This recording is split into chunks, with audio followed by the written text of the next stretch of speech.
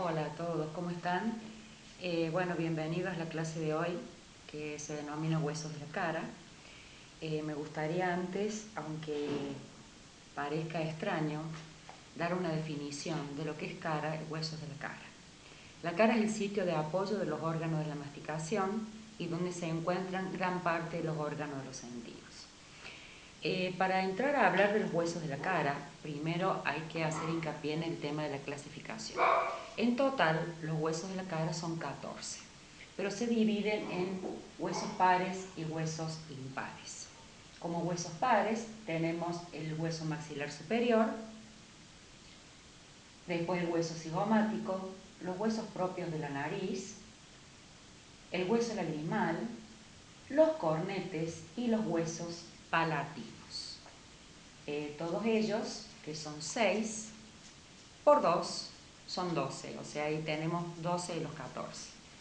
Y después está la clasificación de los huesos de la cara impares, donde figuran el mandibular, o llamado también maxilar inferior, y el hueso Bowyer.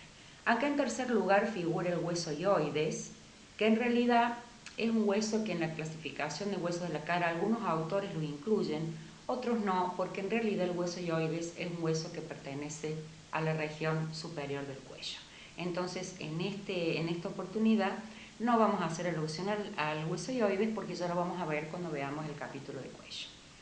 Bueno, en cuanto a la descripción de los huesos pares, hay dos huesos que son como más, con más accidentes, más importantes, que sería en primer lugar el hueso maxilar superior, que acá en nuestro cráneo todo color lo tenemos también en rosa, y el que está al lado, que se articula con él en la parte lateral, es el hueso cigomático o malar, que es el que vendría a formar los pómulos de la cara. Entonces, para empezar a hablar del hueso maxilar superior, me voy a correr para que ustedes lo puedan ver mejor. Vamos a acercar un poco la cámara. El hueso maxilar superior es un hueso que forma la parte central del macizo facial. El maxilar superior, como definición, por supuesto es un hueso par y tiene en su constitución un cuerpo y 4 apófisis. 4 apófisis, o sea, extensiones o prolongaciones.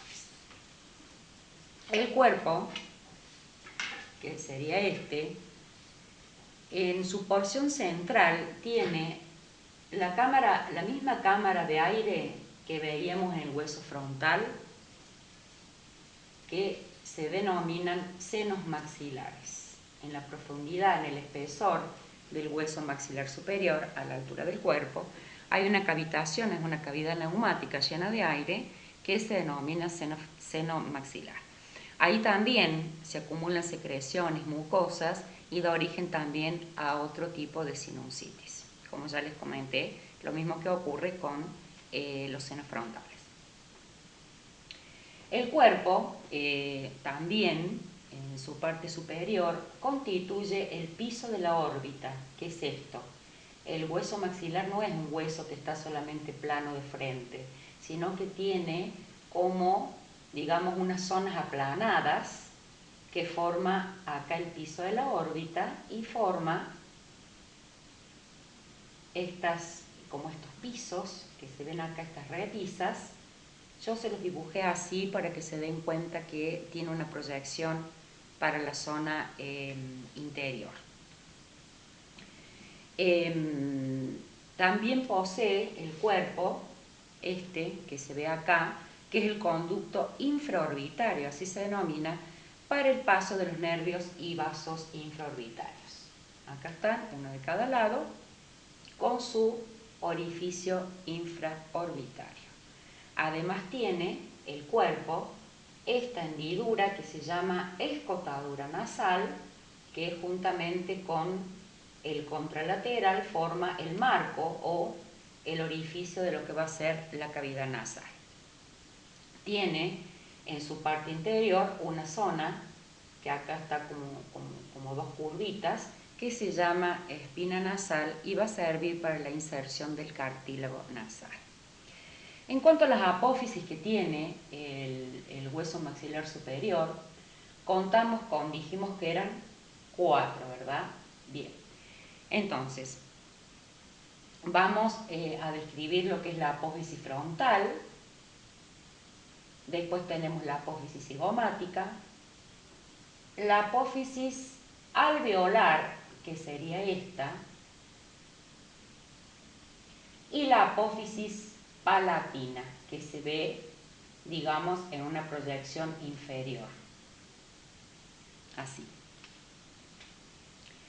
La apófisis frontal, que es esta, es una prolongación vertical en la región anterior y superior de este hueso. Tiene acá una hendidura y un canal que se llama canal lagrimal. Los nombres que no les pongo de un lado, se los pongo del otro para no juntar muchos nombres del mismo lado. Entonces tiene esta hendidura, esta apófisis frontal, en la entrada de lo que es el borde de la órbita, que se llama canal lagrimal. Por acá hay un orificio pequeñito por donde salen las lágrimas. Recuerden ustedes que la fosa lagrimal se encuentra en el ángulo superior externo de la órbita, donde se aloja la fosa lagrimal para la glándula lagrimal. Eso en cuanto a la apófisis frontal. La apófisis cigomática, que es esto que se ve acá, esta parte lateral externa, se articula con el hueso cigomático o malar. No hay muchas más características para decir de la apófisis cigomática. Si luego tenemos la apófisis palatina, que en realidad la apófisis palatina está a esta altura pero en profundidad con respecto al hueso, hace como una repisa. Por eso, si nosotros lo vemos de abajo al cráneo, vamos a ver esto. Esa sería esto, la boca abierta, y esto que está en rosado es la apófisis palatina. Es una superficie horizontal que forma las 2/3 partes del paladar duro. Constituye la cara superior de la cavidad nasal y posee también en su parte anterior un orificio que se llama orificio del conducto incisivo, por donde van a ir las arterias y los nervios nasopalatinos. Por eso le dibujé esta proyección, vendría a ser a esta altura pero en profundidad horizontal, porque la apófisis palatina es horizontal. Ya después en el cráneo se los voy a mostrar para que se den cuenta. Después tenemos la apófisis alveolar, que es la última, la apófisis alveolar, que es este borde prácticamente, donde se encuentran los alvéolos dentarios, que son los rebordes que alojan los dientes.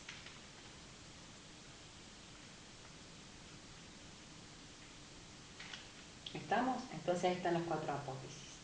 La apófisis frontal, que es vertical, la apófisis cigomática, que es lateral, la apófisis alveolar, que es inferior, y hacia la profundidad, en forma, digamos, horizontal, se encuentra esta, que es la apófisis palatina.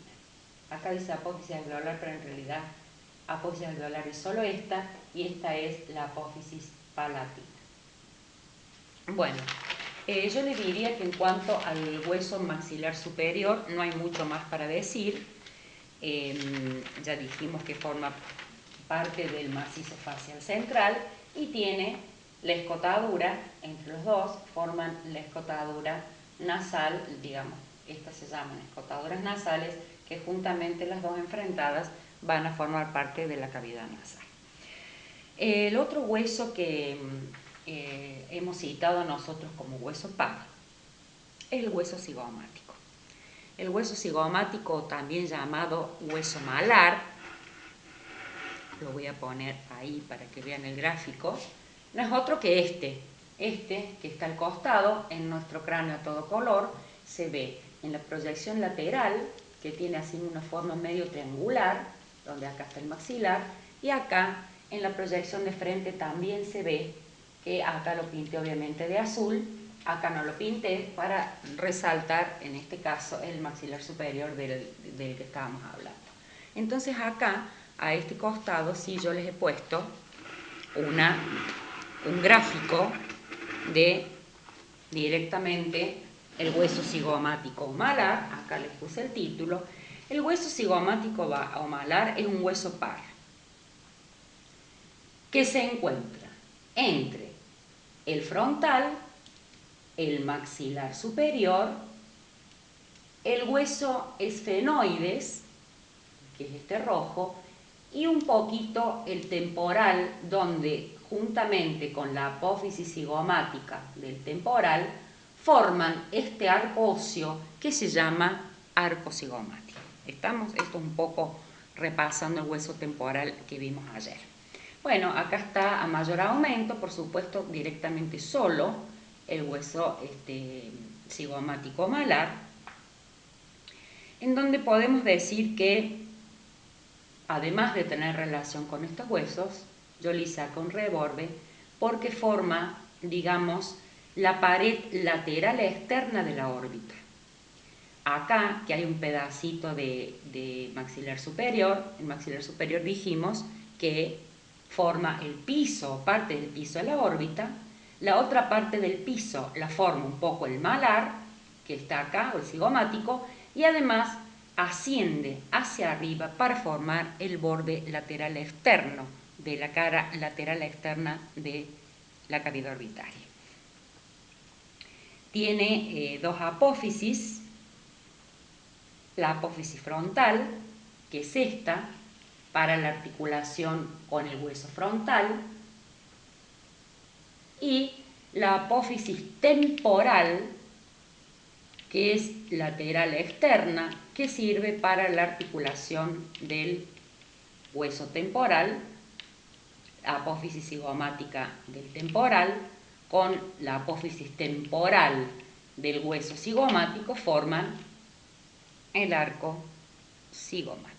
Están puestos al revés los nombres. Esta apófisis se llama cigomática y es del temporal, y esta apófisis se llama temporal y es del cigomático.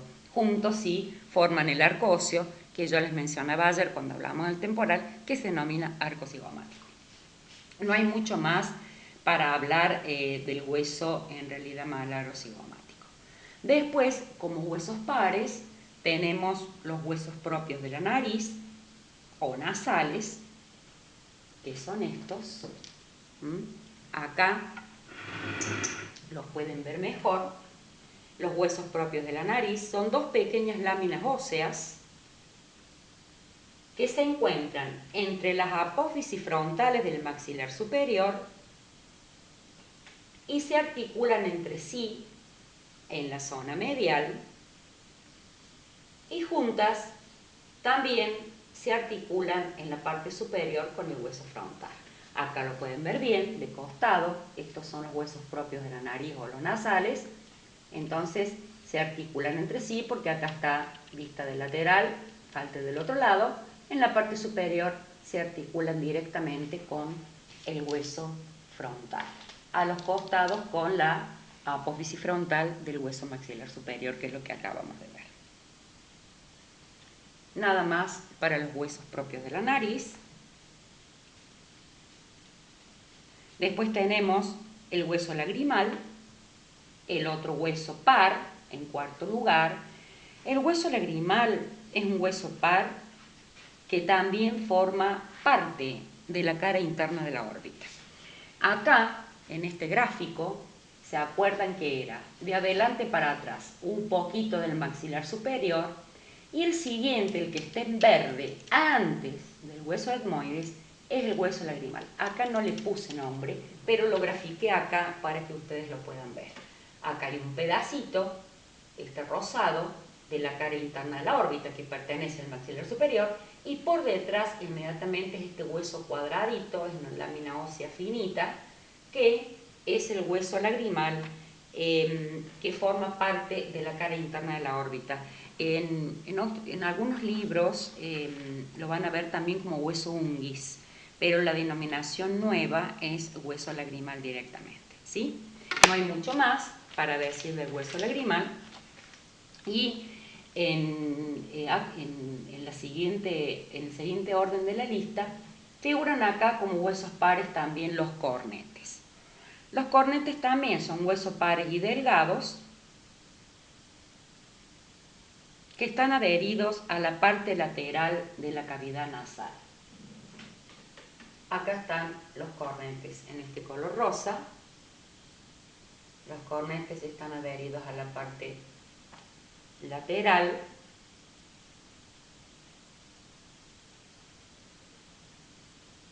de la cavidad nasal. Y este que está largo, superior, se llama cornete medio. Y este que está inferior, que tiene forma convexa hacia adentro, se llama cornete inferior.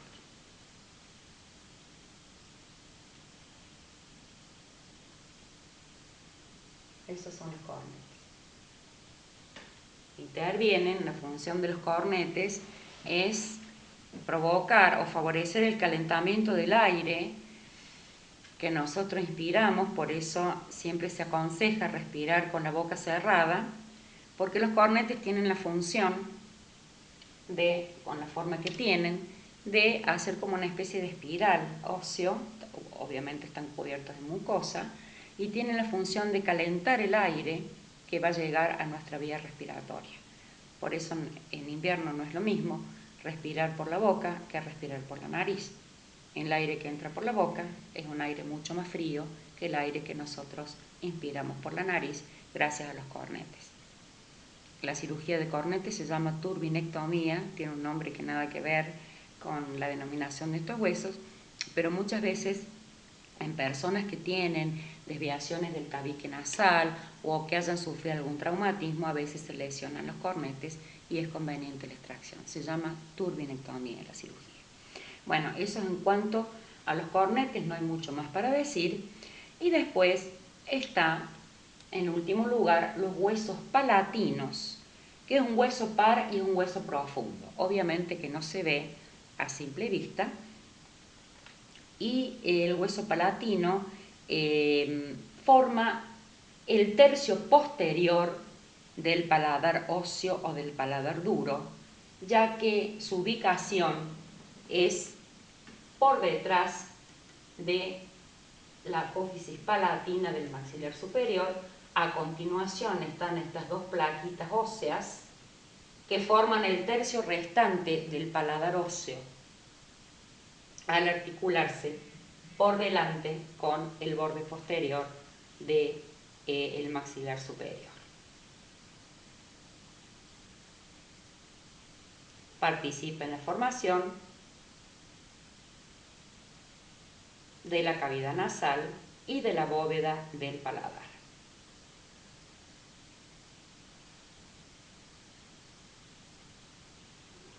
Eso en cuanto a los huesos palatinos. Acá les puse el nombre para que ustedes lo puedan ver bien.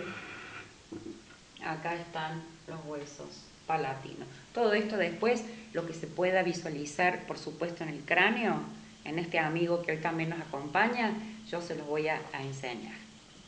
Bueno, esto en cuanto a lo que serían los huesos pares del cráneo. Perdón, de la cara, el cráneo ya lo dejamos. Los huesos impares, entonces son nada más que dos, que es el hueso mandibular, llamado también maxilar inferior, que es este que está atrás, y el hueso bomber, que es un hueso casi imperceptible, pero que existe, que es muy sencillo también de describir y de orientar. El hueso mandibular es un hueso que tiene mucha importancia. ¿Por qué? Y porque es el hueso que interviene nada más y nada menos que en la masticación. Entonces, el hueso mandibular, que se articula, como dijimos, en la fosa mandibular, ¿de qué? De la cara inferior del peñasco del temporal. Entonces, como concepto, el hueso mandibular es un hueso impar, medial y simétrico. Impar porque es uno, medial porque está en el medio y simétrico porque es igual de una mitad que de la otra. Es móvil, está ubicado en la porción inferior de la cara y presenta un cuerpo y dos ramas. Presenta un cuerpo y dos ramas. La rama izquierda, acuérdense que esto es posición anatómica, entonces si el maxilar está así, esto es izquierdo y esto es derecho. Entonces posee un cuerpo y dos ramas, rama mandibular izquierda y rama mandibular derecha. Esto sería un tipo de articulación, digamos, una de artrosis, porque es una articulación que tiene mucho movimiento. El cuerpo corresponde a la porción horizontal de cuyos extremos surgen, ambas ramas mandibulares, rama derecha e izquierda. Tiene, digamos, una cara, digamos, lateral, o una zona lateral y una zona central. En la parte, digamos, lateral, en la parte inferior del cuerpo, encontramos la protuberancia mentoniana. A ambos lados de esta protuberancia mentoniana, o el mentón, es esta parte, nada más ni nada menos, que eso es muy visible, encontramos ambos forámenes mentonianos por donde pasa el nervio mentoniano, derecho e izquierdo. Más posterior se encuentra la línea oblicua que marca la unión entre lo que vendría a ser el cuerpo y la rama, en este caso porque se ve en la izquierda, pero del otro lado también está marcando la unión del cuerpo con la rama mandibular derecha. Si yo tuviera que dar vuelta y mirar este cuerpo por dentro, este cuerpo en la parte interna tiene unas especies de fositas, una a esta altura que es la fosa digástrica y otra a otra altura que es las fosas mentonianas o las espinas mentonianas. En estas fosas digástricas se va a producir la inserción de los músculos digástricos del cuello, que ya lo vamos a ver cuando veamos cuello, en la separación de músculos suprayoideos e infrayoideos, donde el músculo digástrico tiene mucha presencia. Entonces, esta fosa digástrica por encima tiene lo que se llama espinas mentonianas o también se llaman apófisis geni. Las apófisis geni sirven para la inserción de los músculos genioideos, que también son músculos del cuello.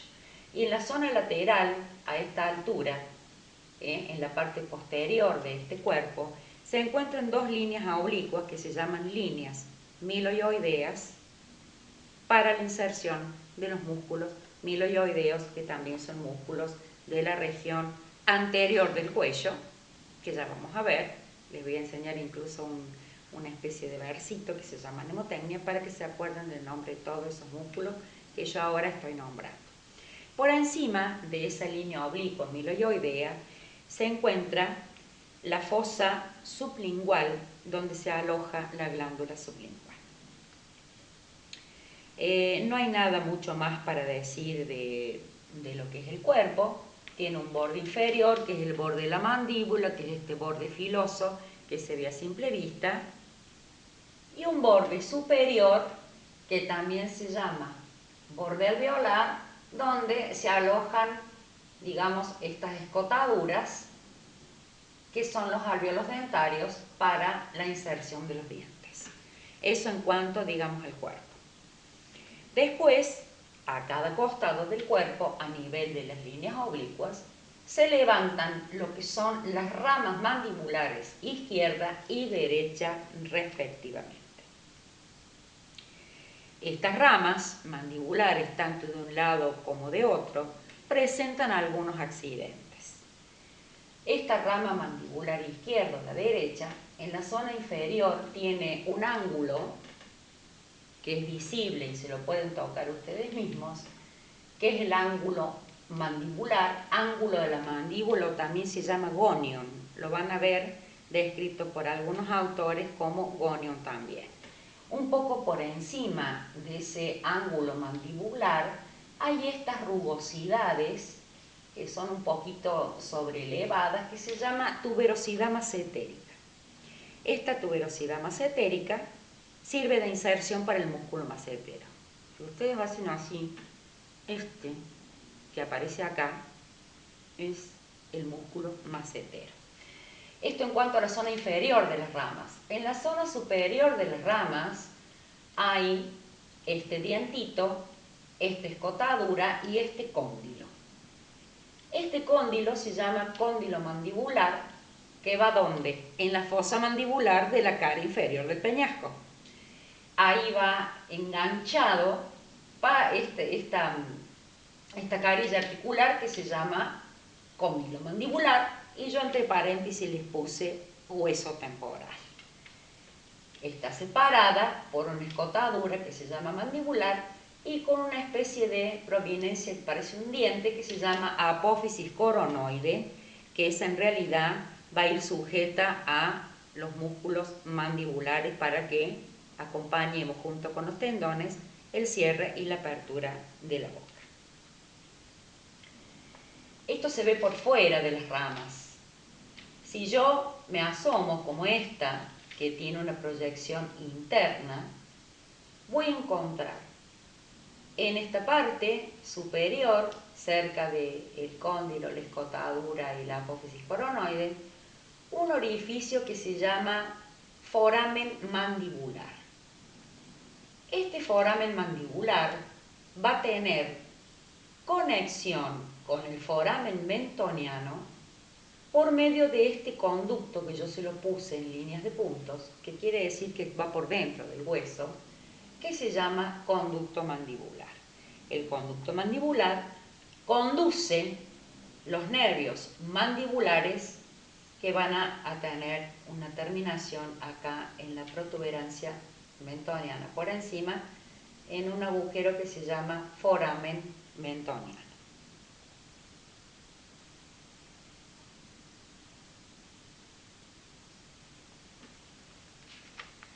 Esto es lo que sería el hueso mandibular o el hueso maxilar inferior. Un hueso impar importante. A estas características de la pared posterior del cuerpo, yo se las voy a, cuando les pase las fotografías de los gráficos, se las voy a graficar y voy a aclarar. Cara posterior del cuerpo, donde hablo de las fosas digástricas y donde hablo de las espinas mentonianas y hablo de la línea amiloidea, le voy a hacer un pequeño grafiquito muy simple y le voy a poner cara posterior del cuerpo, para que ustedes, del cuerpo del maxilar inferior, de la mandíbula, para que ustedes se ubiquen en esta serie, digamos, de músculos de la pared anterior del cuello, que yo les nombré, que tiene unos nombres medio complicados, pero después ustedes se van a acostumbrar y los van a poder fijar bien. Y por último, chicos, para terminar ya con los huesos de la cara, sobre todo los impares, queda el hueso Böhmer. El hueso Böhmer es un hueso muy pequeño que se ve ¿dónde? En esta proyección. Cuando yo veo la apófisis palatina, que ya también voy a corregir esto, cuando yo veo desde abajo la apófisis palatina del maxilar superior y veo también los huesos palatinos, atrás del hueso palatino hay un hueso que se llama Böhmer. El Böhmer es un hueso impar medial, es una lámina ósea que va desde la parte posterior del palatino, también desde la parte inferior del cuerpo del efenoides hasta la unión con ambos palatinos. O sea, esto viene obviamente en una proyección profunda, por eso se relaciona en la parte posterior y alta con el efenoides hasta que desciende y hace articulación con ambos huesos palatinos. Forma la porción inferior del tabique nasal. Entonces, a mí me interesa que todo esto que nosotros hemos dicho lo podamos ver en nuestro cráneo. Vamos a ver si la luz nos acompaña. Acá está. Ustedes hagan, digamos, la traslación de lo que es el gráfico con esto y este que está en el medio es el tabique nasal, habíamos dicho, formado por la lámina perpendicular del etmoides, por detrás el efenoides. Ahí tenemos la cavidad nasal con esta hendidura o este borde nasal que corresponde al maxilar superior, que es este, que llega hasta acá. Ahí se articulan los huesos propios de la nariz con el frontal. Ahí se ve perfectamente bien. ¿Sí? Ahí también se ve hasta dónde llega el hueso maxilar superior, que forma parte de la primera parte de la pared interna de la órbita.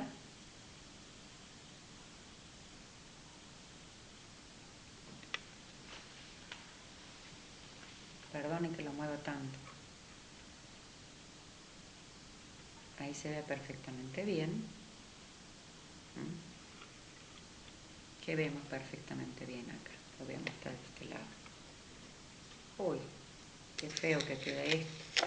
¿Me perdonan? Estéticamente queda feo, pero funcionalmente vale. Bueno, ahí de costado, miren la formita del hueso cigomático. Miren la unión aserrada con la apófisis cigomática del temporal, que forman ¿qué? El arco.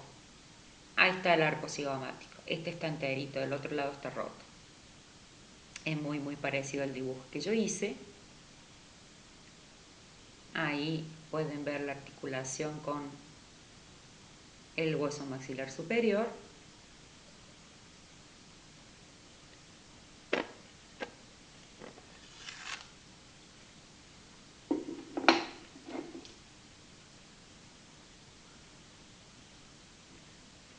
Ahí está la unión con la apófisis cigomática del temporal. Y miren qué pasa si yo al maxilar superior, que lo estoy viendo de frente, donde les dije que este es, digamos, la apófisis alveolar, esta es la apófisis cigomática y esta es la apófisis frontal. ¿Qué me falta? La apófisis palatina. ¿Dónde la veo? Acá. ¿Estamos? La apófisis palatina del maxilar superior llega hasta acá. De ahí para atrás es palatina.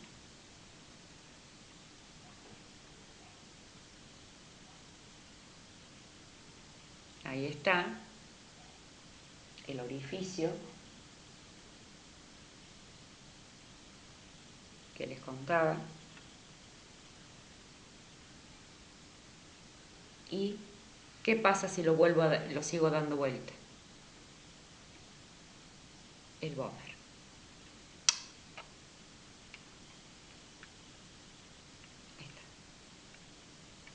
El vómer. El vómer que viene de articularse más arriba con el hueso efenoides se prolonga en su articulación con el palatino, que está a esta altura, de acá para acá ya es palatino, y ahí viene el vómer, que es el impar que forma el piso o la parte posterior de las fosas nasales. Ahí se ve bastante bien. ¿Sí? Entonces la apófisis palatina del maxilar superior únicamente se ve en esta proyección. Por eso decíamos que es una prolongación horizontal. Esta se ven de frente y esta se ve en esta proyección. ¿Sí? Muy bien.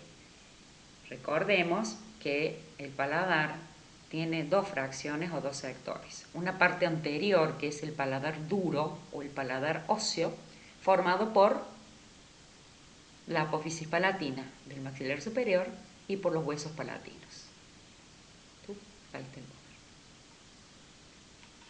Y la parte posterior del paladar, que es el paladar blando, ya es una zona cartilaginosa, que ustedes se la pueden tocar, que está por detrás de este sector óseo, digamos, de esta repisa ósea, y que ya directamente se hace posterior y se va para la faringe.